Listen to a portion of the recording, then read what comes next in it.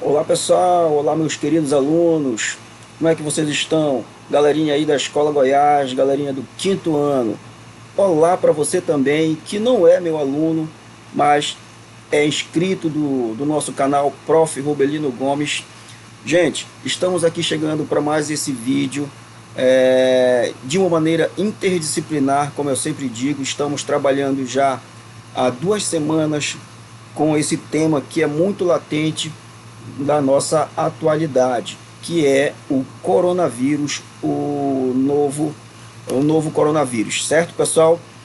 Bom, já trabalhamos o apostilado de língua portuguesa falando sobre esse tema, já trabalhamos também o apostilado de matemática e agora, durante essa semana, nós vamos trabalhar a parte de história, falando sobre esse tema que é o coronavírus, tá? Então você, meu aluno, que já pegou o seu material, se você ainda não foi à escola, vá lá, pegue o seu material, esse material que você está vendo aqui, olha, a parte de história, está lá disponível, você pode comparecer e estar pegando o seu material para poder acompanhar comigo aqui as explicações. Só relembrando, nós não vamos resolver nada por enquanto, eu só vou dar uma luz, vou dar um norte, uma orientação para que você possa estar aí resolvendo a sua atividade, tá bom? É, então vamos lá, vamos daqui para o começo, tá? Gente, como eu disse para vocês, parte de história. Nós temos aqui um texto com algumas imagens, eu vou fazer a leitura do texto e logo em seguida nós vamos para as primeiras atividades. Não vou explicar toda essa parte de história, que é justamente para que o vídeo não fique muito longo e cansativo, né? Então a gente vai por parte. Nesse vídeo eu vou estar explicando a primeira parte e nos próximos vídeos eu estarei explicando as demais, até a gente encerrar esse blocozinho de história, tá bom? Então vamos lá, vamos fazer a leitura do texto para a gente poder começar. Texto 1, gênero notícia. Então o texto que a gente vai ver hoje é notícia. Mas professor, gênero textual não é um tema de língua portuguesa? Sim, pessoal, mas como eu disse para vocês, nós estamos trabalhando de maneira interdisciplinar, tá bom? Essas atividades que estão sendo feitas à distância, as atividades não presenciais, elas são trabalhadas de maneira interdisciplinar, ok? Tudo certinho? Então vamos lá. Leia o texto a seguir e responda. Epidemias que ajudaram a mudar o rumo da história. O surto de coronavírus está mudando dramaticamente a maneira como milhões de pessoas em todo o mundo vivem suas vidas. Muitas dessas mudanças serão temporárias, mas doenças ao longo da história tiveram enormes efeitos a longo prazo. Desde a queda das dinastias, passando pelo aumento do colonialismo e chegando ao esfriamento do clima. Quais foram as piores epidemias da história? Epidemia da gripe H1N1 fez com que passageiros e funcionários de companhias usassem máscaras de proteção.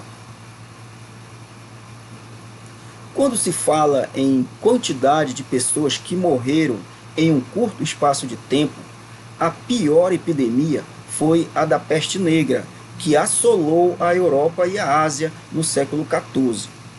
Também conhecida como peste bubônica, a doença apareceu em 1348 e em 2 anos matou 1/3 da população europeia, estimada em 75 milhões de pessoas. A peste é transmitida por uma bactéria que tem como vetor a pulga do rato. A vítima é picada pelo inseto e o patógeno entra no sistema sanguíneo. De lá, ela pode se alojar nos gânglios, criando os bulbos, mas também pode ir para o sangue, criando uma infecção generalizada, ou ainda comprometendo os pulmões. Quando a bactéria era responsável por uma pneumonia, passava a ser expelida pelas secreções, e a doença era transmitida de uma pessoa a outra, facilitando sua disseminação. A mortalidade foi grande porque na época não havia antibióticos e a população não entendia como a bactéria se disseminava. explica o infectologista Stefan Cunha Udvari, o médico ainda conta que a bactéria nunca desapareceu, mas depois de varrer a Europa, continuou vivendo nos ratos e de tempos em tempos causava pequenos surtos da doença. Até hoje é possível encontrar a peste bubônica em algumas regiões do mundo, mas atualmente ela é facilmente curada com a ajuda de antibióticos. Outra epidemia importante é a que dizimou os povos indígenas nas Américas. Quando os europeus chegaram ao novo continente, trouxeram consigo doenças desconhecidas dos nativos, como a varíola, o sarampo e a gripe. As pessoas não dão muita ênfase a essa epidemia porque ela foi progredindo e durou um grande período de tempo, mas entre o século XVI e XIX, essas três doenças mataram mais de 80% da população indígena do continente, afirma Stefan. Também entra no ranking de epidemias mais mortais a da gripe espanhola, que surgiu em 1918. Há polêmica sobre o número de vítimas que o vírus causou, mas em 2 anos, entre 20 e 40 milhões de pessoas morreram em decorrência da gripe, diz Stefan. Ele conta que a taxa de mortalidade da doença variou muito. Em países desenvolvidos, como nos Estados Unidos, ficou em cerca de 0,5%, muito próximo à gripe comum. Mas em nações como a Índia, até 6% dos infectados morreram. Depois de se espalhar pelo mundo, a gripe espanhola sumiu quando a população desenvolveu anticorpos, deixando de ser suscetível à doença. A partir de então, o vírus sofreu mutações e passou a causar gripes comuns. Algo similar deve acontecer com a gripe H1N1, a gripe suína. Ela deve ficar em circulação até o final de 2029. Depois, as pessoas devem criar anticorpos para o vírus, afirma Stefan. Bom, pessoal, então vamos conversar um pouquinho sobre o texto, tá? Esse aqui deve ter chamado a atenção de vocês, né? Porque aqui estava ano de 2009, mas o autor, na hora de digitar aqui, se equivocou. Na verdade, é 2029. Vamos voltar lá em cima e vamos por parte, para que a gente possa compreender. Gente, essa imagem que vocês estão vendo aqui é a ilustração de um vírus.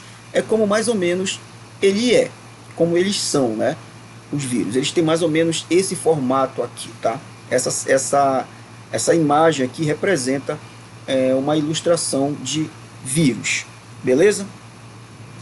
Gente, então é o seguinte, para entendermos bem esse texto, né, nós precisamos de ter alguns conceitos que eu vou falar aqui para vocês. Antes da gente ir lá no texto, eu quero que vocês já tenham alguns conceitos bem formatados aí na cabecinha de vocês, tá bom? Então vamos lá. Alguns conceitos que nós precisamos saber, que vocês precisam ter em mente, é diferenciar uma endemia, uma epidemia e uma pandemia.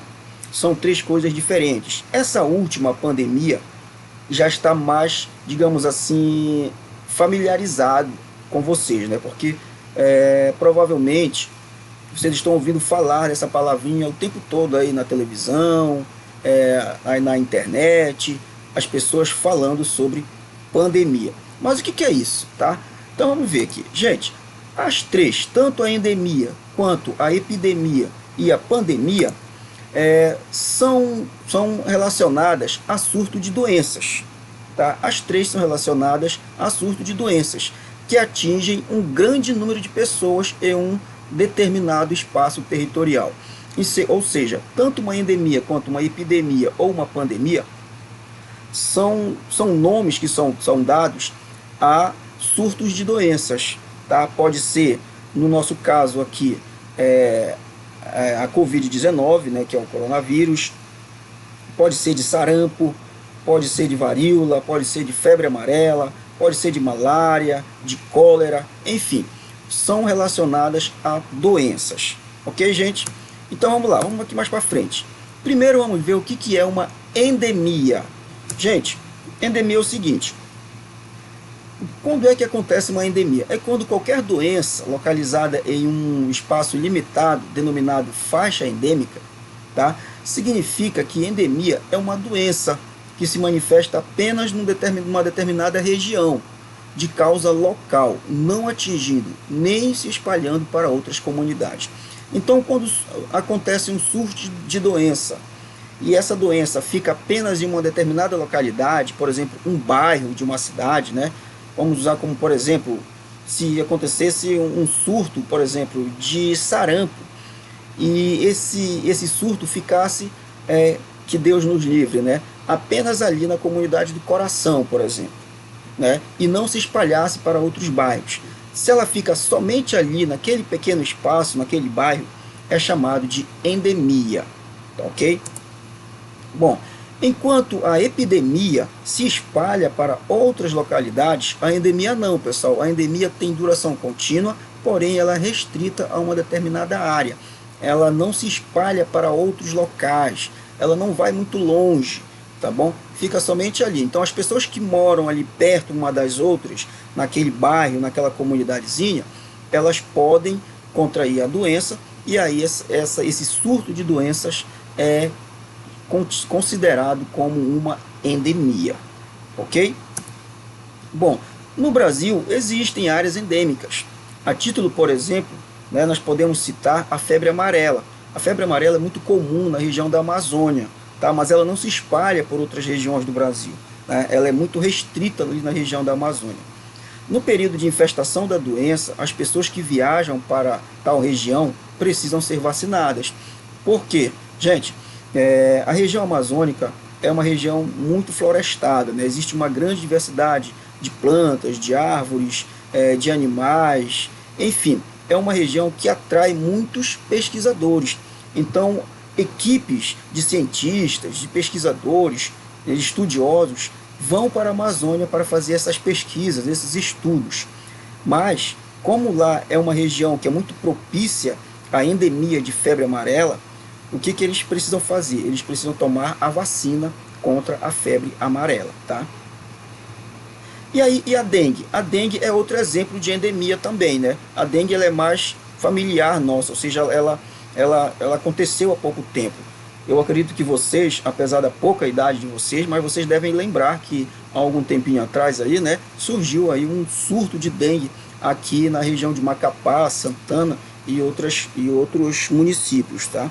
Então, pois são registrados focos dessa doença em um espaço limitado, ou seja, ela não se espalha por toda uma região. Ocorre apenas onde há incidência do mosquito transmissor da doença. Então, quem transmite a dengue é o mosquito, né? O Aedes aegypti, vocês já devem saber disso.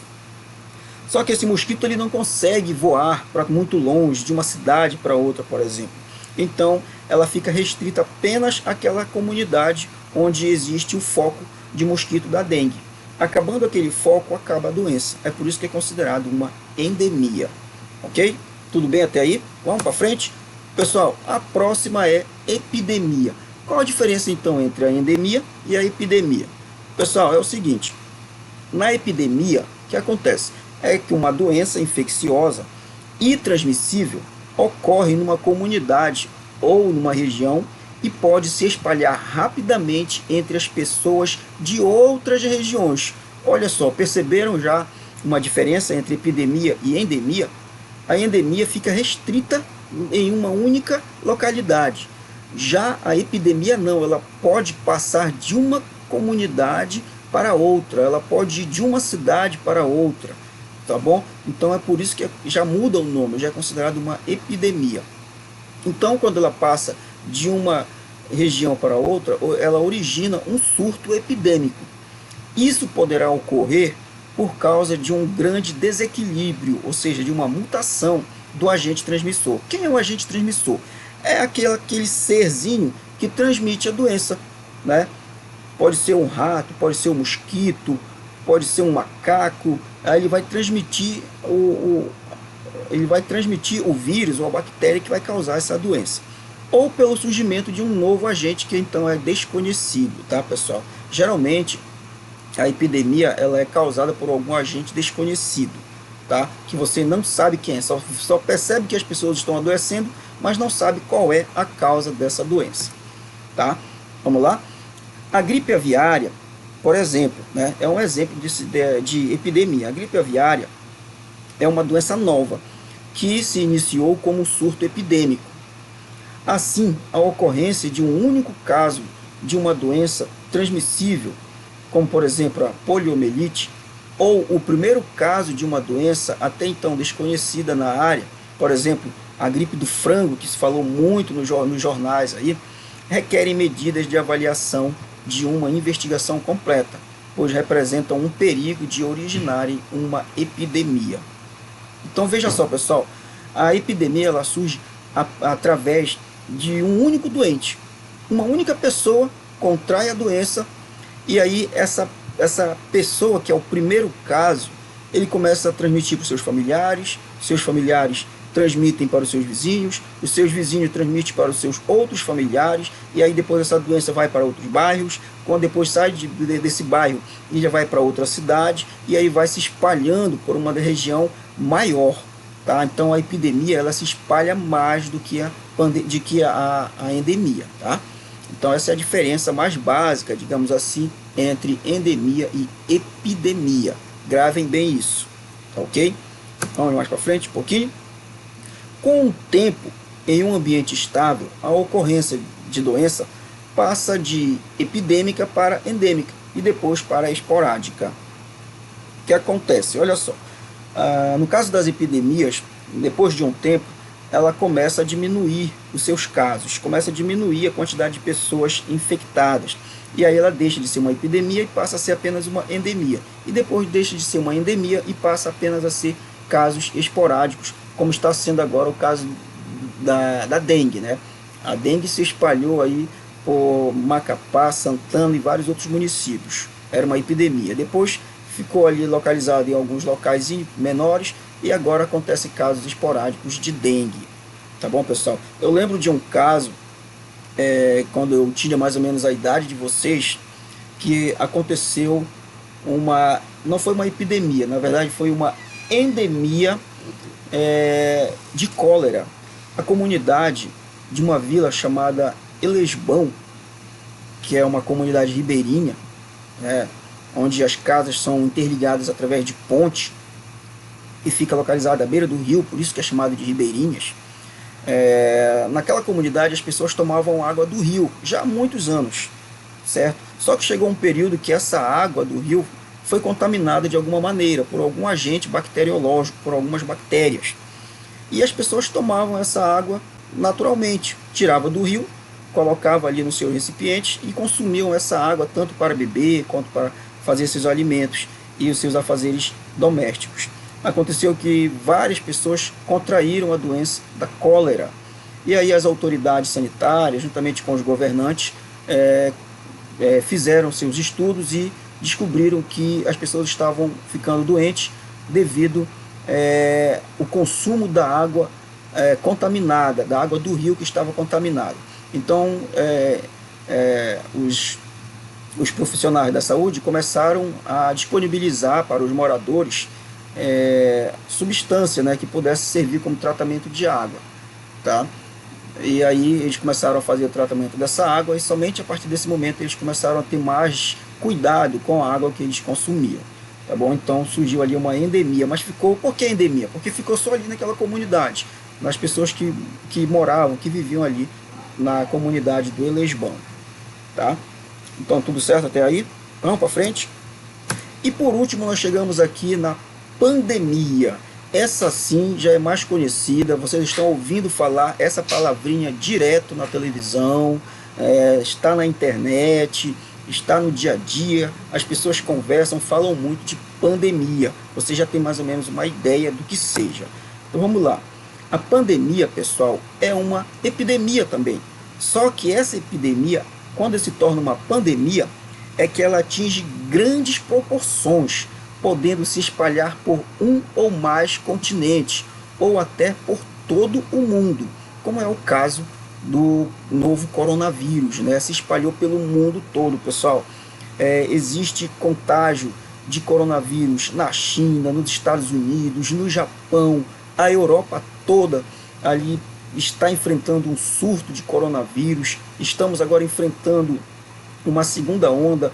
O Brasil todo foi acometido pelo novo coronavírus. Enfim, então quando uma epidemia se alastra de forma continental ou de maneira mundial, ela já é considerada uma pandemia, causando inúmeras mortes e até, pessoal, destruição de cidades e regiões inteiras.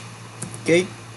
Bom, para entender melhor é o seguinte: quando uma doença existe apenas em uma determinada região, é considerada uma endemia, tá? Ou então quando ela acontece em proporções pequenas da doença que não sobrevive em outras localidades, tá? Se essa doença ela não passa de um local para outro, ela é considerada uma o quê? É uma endemia, tá? Quando a doença é transmitida para outras populações, infesta mais de uma cidade ou região, denominamos de epidemia. Porém, quando uma epidemia se alastra de forma desequilibrada e se espalha pelos continentes ou pelo mundo, ela é considerada uma pandemia. Ok? Deu para compreender aí, pessoal? Tudo certinho? Vamos lá, continuando. De acordo com a Organização Mundial de Saúde, a pandemia pode se iniciar com o aparecimento de uma nova doença à população, quando o agente infecta os humanos, causando doença séria, ou quando o agente esparrama facilmente e sustentavelmente entre os humanos. Olha só, uma nova doença, né? Há pouco tempo a gente nunca tinha visto falar sobre tal de coronavírus, Covid-19. Então é uma nova doença, é algo novo que surgiu agora nessa nossa realidade. Então, como se espalhou pelo mundo todo, o coronavírus é considerado uma pandemia. Então está aqui, ó, o surto do novo coronavírus, Covid-19, é uma pandemia. Ok? Tudo bem? Vamos lá?